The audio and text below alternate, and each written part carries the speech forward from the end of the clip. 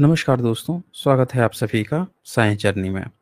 दोस्तों आज मैं बहुत ही एक ख़ास टॉपिक पे चर्चा करने के लिए यहाँ पे हाज़िर हुए हैं और हमारे साथ है स्पेशल गेस्ट डॉक्टर विलास खरात जी। टॉपिक क्या है? अभी जो महाबोधि महाविहार चल रहा है उस पे लेटेस्ट क्या अपडेट है? हाँ, उसके संदर्भ में मैं जानकारी देता हूँ, मगर मैंने जो सप्ताह भर का समय दिया था, अब हम टेस्ट करना चाहते हैं भारत के राष्ट्रपति, भारत के प्रधानमंत्री और सीबीआई का कि एक अंड संड साधु को वो लगाम क्यों नहीं लगा रहे। हम उन्हें सीधा हुँ, पूछने हुँ। का काम करेंगे और उसके लिए लोकतांत्रिक ढंग से हम पूरे देश भर में ज्ञापन देने वाले आने वाले 26 जून को स्वामी आनंद हुँ, स्वरूप के खिलाफ तुरंत कार्रवाई करे, अन्यथा देश में जो लॉ एंड ऑर्डर का प्रॉब्लम क्रिएट होगा उसके लिए स्वयं नरेंद्र मोदी प्रधानमंत्री के तौर पर जिम्मेदार रहेंगे, क्योंकि आरएसएस बीजेपी के प्रायोजित लोग हैं और आरएसएस बीजेपी के लोग ऐसे गुंडों को आगे करेंगे और देश की कानून व्यवस्था को प्रभावित करेंगे, तो फिर इसके लिए उनको ही जिम्मेदार माना जाएगा। ये मैं सूचना के तौर पर देश भर के तमाम लोगों को जानकारी दे रहा हूं और सोशल मीडिया के जरिए से हम सभी लोगों को उसका ज्ञापन भी प्रोवाइड करेंगे। दूसरा, अब हुँ, महाबोधि महाविहार मुक्ति आंदोलन का जो स्टेटस है वर्तमान में, हमारे आदरणीय दीपू विनयाचार्य जी को प्लान वे में अरेस्ट किया गया और उसके लिए 12 तारीख को सवेरे सवेरे 8 साढ़े 8 बजे के दरमियान बिहार का राज्यपाल आरिफ मोहम्मद खान ने काल्पनिक शिवलिंग की पूजा की और 10 बजे के हुँ, दरमियान ढुंगेश्वरी पहाड़ी पर उपासक उपासिका और भिक्षुओं को पंडे लोगों ने डंडे से मारा। यानी 12 तारीख को लोगों ने शांति बरती, 13 तारीख को भी लोगों ने शांति बरती। तो आरएसएस के लोगों को लगा कि इनकी पिटाई हम लोग कर रहे हैं, मगर ये रिएक्शन क्यों नहीं कर रहे हैं।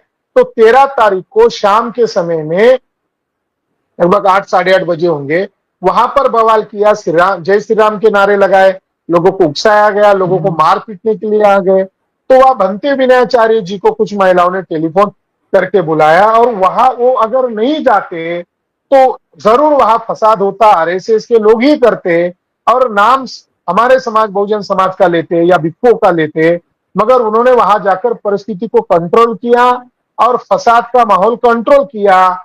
तो आरएसएस बीजेपी और वहां का बिहार प्रशासन चाहता था कि ये हो जाए, मगर हो नहीं रहा था।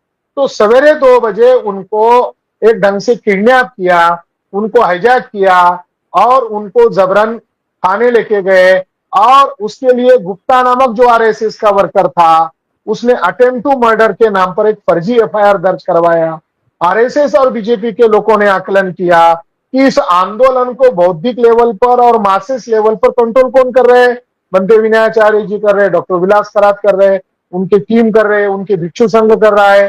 तो उन्होंने प्लान वे में मुझ पर और बंते विनयाचार्य के ऊपर अटेम्प्ट टू मर्डर का एक फर्जी एफआईआर दर्ज करवाया। अब बेल मिलना हुँ, आसान प्रक्रिया है। पहले तो रिजेक्ट किया सप्ताह भर तक, तो रिजेक्ट किए हुए बेल पर तिवारी नामक महिला जज ने साइन नहीं किया। अब साइन किया, हुँ, अब वो दूसरे कोर्ट में उसको सबमिट किया गया, कोर्ट में, सेशन कोर्ट में। तो अब मंडे के दिन या सैटरडे के दिन उसके ऊपर, फ्राइडे के दिन उसके ऊपर बहस होना था, तो उस दिन जज आए ही नहीं। फिर वो मामला हुँ, मंडे को चला गया, मंडे के दिन वो मामला ऐसा ही चला गया, 2 दिन और लेट हो गया। और अभी कल मैंने जानकारी लिया कि दस्तखत हो गई है, बस बहस के लिए लेना है, आर्गुमेंट के लिए हुँ, लेना है। तो आप 5 दिन के लिए जज महाशय छुट्टी पर चले गए। तो अब ये अपडेट है हमारे पास कि भंते विनयाचार्य के ऊपर और मेरे ऊपर जो फर्जी एफआईआर हुआ है उसमें वो प्रोलॉन्ग करना चाहते हैं, जितना हो सके उतना प्रोलॉन्ग करना चाहते हैं, क्योंकि अक्टूबर महीने में चुनाव है, गया जिले में कोई लोकल चुनाव है। तो ये अगर बाहर हुँ, आएंगे तो गया गया जिले का ही मामला केवल प्रभावित नहीं होगा, बिहार की राजनीति भी प्रभावित होगी और देश भर में एक हुँ, बड़ा आंदोलन का माहौल क्रिएट हो सकता है। तो केंद्र सरकार और बिहार सरकार बनते विनयाचार्य जी को रिहा नहीं करना चाहते हैं, अगर वो रिहा नहीं कर रहे हैं तो बिहार में बड़ा उग्र आंदोलन कर सकते हैं और बिहार में देश भर के लोग आ सकते हैं, पटना राजधानी में इकट्ठा हो सकते हैं। ये मैं सचेत कर रहा हूं बिहार गवर्नमेंट को, बिहार की जुडिशरी को।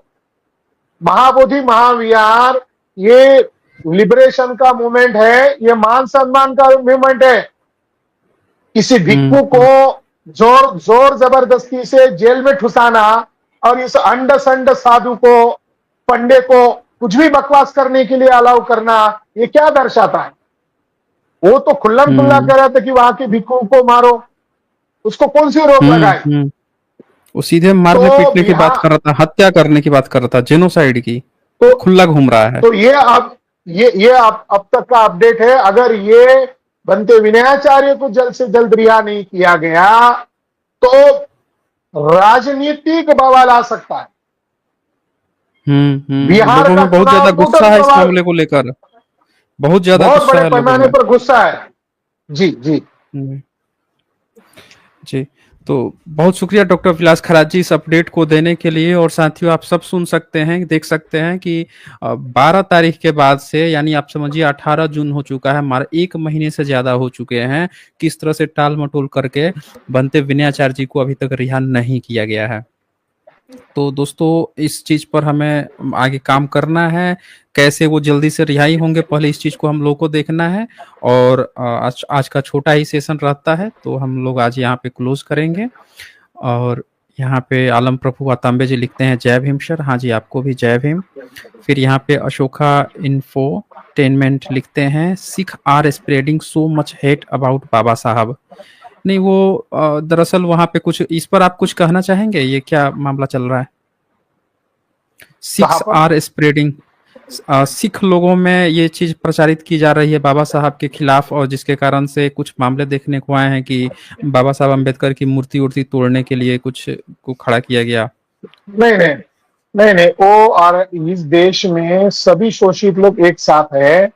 सिख धर्म भी समानता को मानने वाला वर्ग है, डॉक्टर बाबा साहब अम्बेडकर को मानने वाला वर्ग है, और जो भी अफवाहें फैलाई जाती है उनके ऊपर यकीन विश्वास नहीं करना चाहिए। इस देश का संविधान बचेगा तब इस देश का भविष्य है।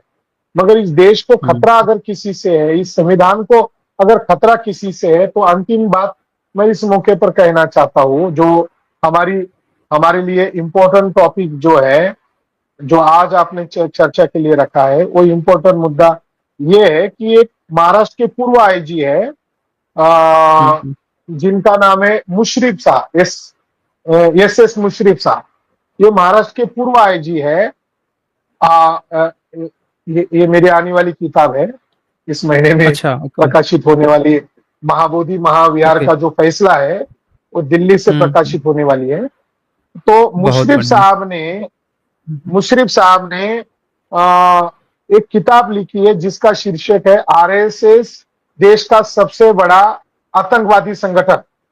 देखिए ये कितनी खतरनाक टाइटल है। इस किताब पर अभी तक पाबंदी नहीं लाई, क्योंकि मुशर्रफ साहब ने उसके अंदर जो डाटा डाला है वो महाराष्ट्र के पूर्व एटीएस मिस्टर करकरे, इनके द्वारा जो तफ्तीश की गई है और उनके द्वारा आरएसएस के लोगों पर जो एफआईआर दर्ज हुआ है, वो केवल बम ब्लास्ट का नहीं बल्कि देश के खिलाफ आतंकी कार्रवाई करने का, बम ब्लास्ट करने का, देश का संविधान बदलने की साजिश करने का एक आरोप आरएसएस के ऊपर हुआ है। फरीदाबाद 2008 में एक मीटिंग हुई थी।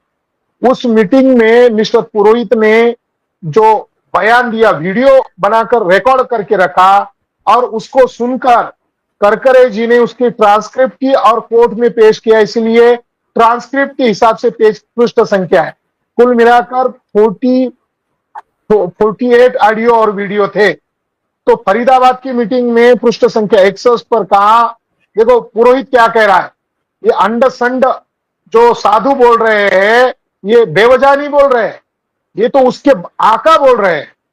पुरोहित, लेफ्टिनेंट कर्नल प्रसाद पुरोहित बोल रहा है, we will fight the constitution, will fight this nation, the nation, this nation is not our. हम संविधान से लड़ेंगे, देश से लड़ना होगा, ये देश हमारा नहीं है। तो ये स्वामी आनंद स्वरूप क्या कर रहा है, कौन सी बात बोल रहा है? जब तुम्हारा आदमी ही कह रहा है कि ये भारत ब्राह्मणों का नहीं है, इसलिए भारत का संविधान बदलना है। पुरोहित कह रहा है we have to fight the constitution, we have to fight for our independence. Bharat आजाद हो गया है, आजाद होने के बावजूद भी पुरोहित कह रहा है हमें संविधान से लड़ना होगा, हमें अपनी आजादी के लिए लड़ना होगा। यानी भारत का संविधान ये ब्राह्मणों के वर्चस्व को नकारता है, और भारत का संविधान रद्द करना, भारत का संविधान नष्ट करना, इसका मतलब है ब्राह्मणों का राज आएगा। उपाध्याय ने जो कहा पेज नंबर 72 पर दर्ज है, this constitution is not applicable to us, we will be acceptable to us, another constitution will come into place, then the Hindu rashtra is established. Bharat का संविधान हमारे ऊपर लागू नहीं होता, हमें यह अस्वीकार्य नहीं है, इसकी जगह पर एक दूसरा संविधान लागू करना होगा, तब हिंदू राष्ट्र का उदय होगा। और हिंदू राष्ट्र का उदय कब होगा? तो पुरोहित कहता है 14 स्मृतियों को इकट्ठा करो, नहीं तो एक ही मनुस्मृति को लागू करो। तो इसका मतलब हिंदू राष्ट्र नहीं है, ब्राह्मण राष्ट्र बनाने की साजिश है। और उस साजिश को नए एडिशन में लागू करने के लिए एक पंडे को आगे किया है, जो एक नियत, जो बिल्कुल एक गुंडा है और एक आतंकवादी गिरोह का सदस्य है। और इन विदेशी ब्राह्मणों ने पहले संविधान बदलने की चाल रखी, अब बाबा साहब अंबेडकर को इस संविधान से आउट करने का प्लान है। तो इन विदेशी ब्राह्मणों के बारे में आने वाले समय में वही सोचना होगा, जैसे अंग्रेजों के बारे में गो चले जाओ अंग्रेजों का नारा लगाया, उसी तरह ब्राह्मणों को भी क्विट इंडिया मूवमेंट क्या चलाना चाहिए, ये सवाल है। और इसके बारे में भारतीय लोगों ने सोचना होगा, क्योंकि भारत में रहने वाले ब्राह्मण लोग संविधान को ही नहीं अगर मानते हैं, डॉक्टर बाबा साहब अंबेडकर का दिन दहाड़े अपमान करते हैं, छत्रपति शिवाजी महाराज की दाढ़ी टोपी वो मोदी जी को दिखाते हैं, वो हमारे बहुजन महापुरुषों का दिन दहाड़े अपमान करते हैं, तो क्या विदेशी ब्राह्मणों को भारत में रहने का अधिकार देना चाहिए? क्या अंग्रेजों की तरह क्विट इंडिया मूवमेंट ब्राह्मणों के खिलाफ शुरू करनी चाहिए? इसके बारे में आप सोचिए, चिंतन कीजिए। धन्यवाद जी, बहुत-बहुत शुक्रिया आपका डॉक्टर विलास खरात जी, ये महत्वपूर्ण सेशन के लिए, तमाम तरह की जानकारियाँ प्रोवाइड करने के लिए। और देखिए लास्ट तक हम लोग 1 घंटे से भी ज़्यादा समय तक बने रहे हैं, लेकिन वो आनंद स्वरूप जो है नहीं आया। आज फिर भगौड़ा साबित हुआ, दोबारा वो भगौड़ा साबित हुआ है दोस्तों।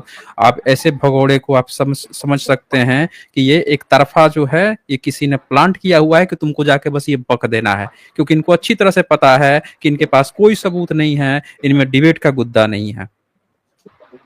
तो ठीक है धन्यवाद। दोस्तों, इसी के साथ हम क्लोज करते हैं और डॉक्टर विलास खरात जी का बहुत-बहुत आभार व्यक्त करते हैं, जो उन्होंने इस महत्वपूर्ण मुद्दे पर पूरी बात रखी है, पूरे डिटेल्स में बात रखी है। इंडिया कंपैरिजन यहाँ लिखते हैं, यदि हिंदू का अर्थ सब कुछ स्वदेशी है, तो हिंदू राष्ट्र बनाओ। वे इतने अहंकारी कैसे हो सकते हैं कि केवल एक जाति की पुस्तकों को ही हिंदू मान लें? हाँ, वही तो बात है ना इंडियन कंपैरिजन जी। वैसे तो बुद्ध इनके 9वें अवतार हैं, लेकिन बुद्ध के त्रिपिटक में क्या लिखा हुआ है, त्रिपिटक की किताबों में क्या लिखा है, उससे इनको ना मतलब है। ब्राह्मण ने क्या लिख रखा है अपनी कपूर गाथाओं में, बस वही इनकी किताब है। और हिंदू नाम तो इनकी किताबों में कहीं नहीं लिखा, ना किसी भारत में। तो हिंदू कहाँ से बनेगा, ना हिंदू राष्ट्र कहाँ से बनेगा। तो ठीक है दोस्तों, बहुत बहुत शुक्रिया आप सभी का। और